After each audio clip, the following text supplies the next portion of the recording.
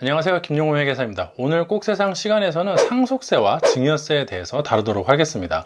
둘이 합쳐가지고 상증세라고 줄여 부르기도 하는데요. 이 두 개의 세금은 서로 밀접한 관계를 가지고 있으며 많은 사람들이 관심을 가지고 있는 세금이기도 하죠. 상속세는 자연인이 사망한 경우에 상속인이 받은 재산에 세금을 부과하는 것이고, 증여세는 다른 사람으로부터 재산을 증여받은 경우 증여를 받은 증여재산에 부과하는 세금을 말을 해요. 관련해서 정보를 알아보면은 용어가 상당히 혼동스러운데, 용어부터 정리하고 들어가자면은 상속세에서 재산을 주는 사람, 즉 사망한 사람은 피상속인이라고 하고요. 재산을 받는 사람은 상속인이라고 합니다. 피상속인이 재산을 주는 사람, 상속인이 재산을 받는 사람이에요. 증여세에서는 재산을 주는 사람은 증여자, 재산을 받는 사람은 수증자라고 합니다. 아무튼 상속세와 증여세 모두 무상으로 이전받은 재산에 부과된다는 점은 같습니다. 하지만 상속세는 피상속인이 사망해야 발생하고, 증여세는 증여행위가 있을 때마다 발생하므로 큰 차이가 있고요. 예를 들어 아버지가 아들에게 살아있을 때 재산을 이전하면은 이제 증여세가 되는 것이고, 사망해서 재산이 이전되면은 상속세를 내야 하는 것이죠.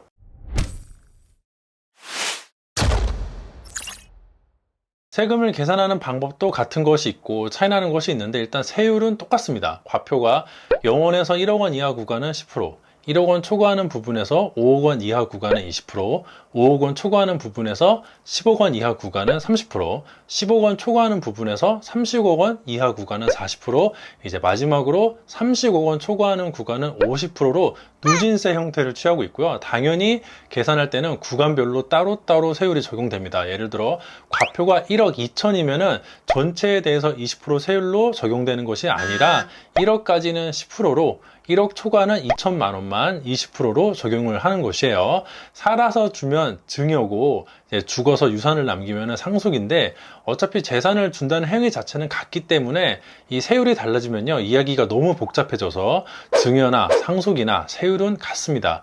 다만 상속세의 경우는 사망한 피상속인이 남긴 유산 전체에 대해서 계산을 하고, 상속인별로 이제 분배를 해요. 예를 들어 아버지가 사망하고 3명의 아들에게 3억씩 총 9억을 상속을 해주면요, 그때는 9억 원 전체에 대해서 상속세를 계산합니다. 공제되는 게 많이 있지만 일단은 공제 같은 게 아무것도 없고 전부 관표라고 단순하게 계산하면은 1억까지는 10%, 그 다음 4억에 대해서는 20%, 그리고 그 다음 4억에 대해서는 30%로 계산을 해가지고 전체 세액이 모두 2억 1천만 원 나오는 것이죠. 그 다음에 이거를 3으로 나눠서 각각 아들 3명에게 7천만 원씩 부과하는 것입니다. 반면에 증여세는 재산을 받는 수증자 입장에서 따로따로 계산을 해요. 3명의 아들이 각각 3억씩 받아갔으니 저마다 3억씩 증여세를 계산하면 되기 때문에 1억까지는 10%, 그 다음 2억은 20%라서 각각 5천만 원씩 부과를 합니다. 3명의 아들이 내는 전체 세액은 1억 5천만 원으로 상속세 2억 1천만 원에 비해서 6천만 원이나 낮죠. 가끔 상속세보다는 증여세가 더 유리하다는 그런 말씀하시는 경우가 있는데, 이런 측면에서 이 얘기라고 생각을 하시면 될 것 같네요. 상속세는 모든 유산을 대상으로 누진세를 적용한 다음에 사람 수대로 세금을 나누고요. 증여세는 증여받은 사람마다 증여받은 재산을 따로따로 누진세를 적용하니까 단순하게 생각을 하면은 증여세가 세금이 더 적은 것이죠. 그런데 이제 여기까지 말씀드리면 무조건 사망하기 전에 증여하면은 이득을 볼 수 있겠다 싶겠지만 사실 그렇지는 않아요. 뭐 여러 가지 있겠지만 그냥 단순하게 생각을 해가지고 그렇게 하면은 상속세 내지 않아도 되겠는데? 라고 싶은 부분을 피해가기 어렵도록 보완책이 존재하거든요. 예를 들어 상속세를 계산할 때 피상속인이 사망한 시점부터 소급해서 앞선 10년간 증여한 것이 있다면은 그거를 다 포함해가지고 상속세를 다시 계산합니다. 위 예시에서 아버지가 사망할 것을 대비해서 자녀들에게 3억씩 증여를 하면은 각각 5천만 원씩 1억 5천만 원 세금을 냈겠죠? 그 다음에 아버지가 10년 내로 사망하면요, 3억씩 증여한 것을 상속으로 간주해가지고 다시 계산을 하고 전체 세액이 2억 1천만 원으로 확정되어서 인당 2천만 원씩 추가로 세금을 내야 합니다. 상속세를 피하기 위해서 증여를 해도 피해갈 수 없도록 장치를 마련해 놓은 것이죠. 다만 증여를 하고 10년 정도 지난 다음에는 그거는 상속세를 피하기 위함이 아니라 정말 증여를 했다고 인정받을 수 있는 것입니다. 예를 들어 뭐 자녀가 결혼할 때 신혼집을 구입하기 위해서 얼마간 돈을 증여를 해줬다고 하면은 그건 개인의 사정에 의해서 증여를 한 것이니까 상속세를 피하기 위함은 아니잖아요. 그런 개념이라고 보면 될 것 같네요. 또 대표적인 것이 세대를 건너뛰어 증여한 경우인데요. 정상적인 경우라면은 아버지가 아들에게 증여하면서 한번 증여세를 내고 그 다음에 그 아들이 손자에게 증여할 때에도 또 증여세를 내야 하는데, 바로 손자에게 증여를 해버리면은 이 과세관청 입장에서는 2번 내야 하는 증여세를 한 번만 내는 거라고 세금을 회피한다고 생각을 해가지고 30% 정도 세액을 증대시켜 버립니다. 뭐 혹시 미성년자이고 증여재산가액이 20억이 넘으면요 40% 증대를 시키고요.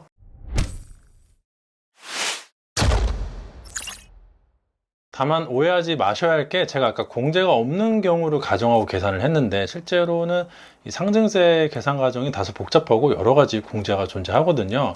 총 상속가액에서 비과세 부분 빼고 각종 공과금, 장례비용, 채무를 차감을 해야 되고요. 그렇게 해서 계산한 상속세 과세 가액에 다시 상속 공제를 빼고 감정평가 수수료가 있으면 그것도 차감을 해야 비로소 과세 표준이 계산이 됩니다.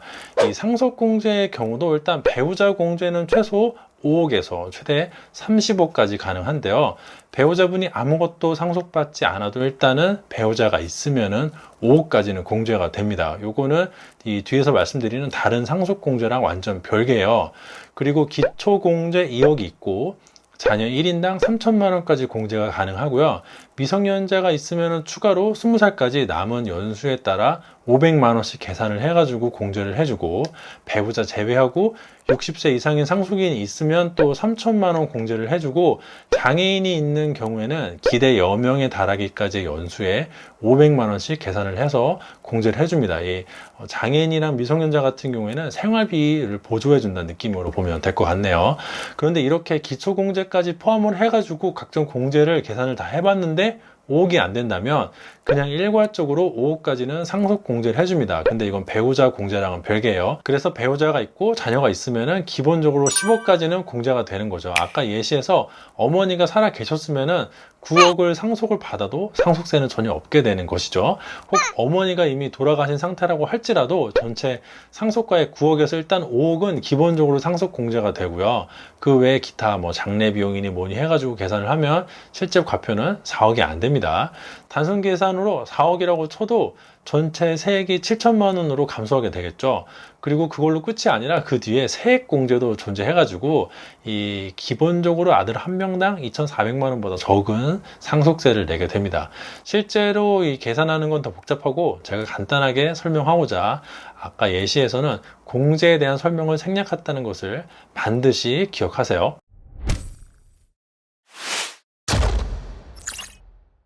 마지막으로 납세 의무자에 대한 설명만 하고 마치도록 할게요. 상속세의 경우에는 피상속인은 사망했으므로 당연히 상속인이 신고 납부 의무를 부담을 합니다.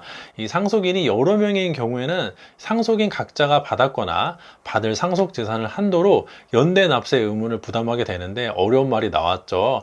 통상적으로 연대 의무란 채무 전체를 부담하는 여러 명의 채무자 중에서 누구든지 한 명이 전부 채무를 갚으면은 전체 금액을 갚은 것으로 되고요. 채권자, 즉 이 경우는 이제 국가인데, 국가가 연대납세 의무자 중 누구에서든지 전부든 일부든 받으면 되고, 받지 못한 채무에 대해서는 채무자 전체에 대해서 이행을 요구할 수가 있습니다. 듣기만 해도 복잡하죠. 실제로 이런 걸로 다툼이 굉장히 많아요. 증여세의 경우는 단순한데 그냥 재산을 받은 수중자가 신고 납부 의무를 부담합니다. 증여자가 여러 명인데 수중자가 한 명인 경우에는 증여자별로 따로따로 별건으로 계산을 합니다. 다만 이제 증여자가 여러 명인데 그게 직계 존속인 경우에는 직계 존속 및 배우자가 따로따로 증여를 하더라도 한 사람이 증여한 것으로 따집니다. 엄마 아빠가 각각 증여를 해도요, 한 사람이 증여한 것을 합쳐서 계산한다는 뜻이죠.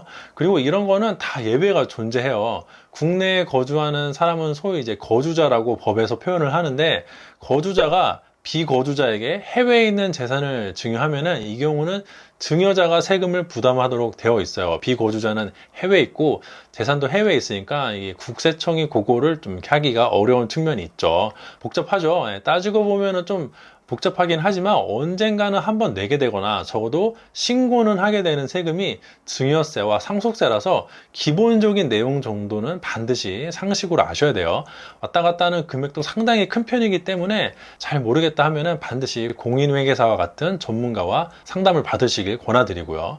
더 하면은 머리가 핑핑 돌아갈 수도 있으니까 이상 오늘 영상은 마치도록 하겠습니다. 긴 영상 봐주셔가지고 대단히 감사드립니다.